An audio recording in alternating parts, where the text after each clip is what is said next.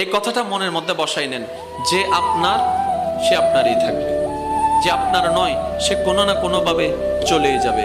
আর যখন চলে যাবে বুঝে নেবেন সে আপনার ছিল না, এতদিন আপনি অনুমানে ছিলেন।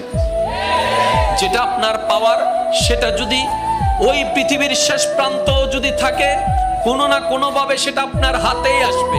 আর যেটা আপনার নয় এটা যদি আপনার হাতের কাছেও থাকে আপনি স্পর্শ করতে পারবেন না।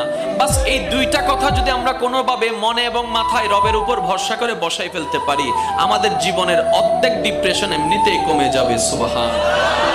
ধৈর্যের ফল মিষ্টি হয়, ধৈর্যের ফল, বাক্যটা আবার খেয়াল করেন, ধৈর্যের ফল মিষ্টি হয়। কখন হয় সেটা কিন্তু বলা নাই, কখন হয় কি বারে হয় সেটা কিন্তু বলা নাই।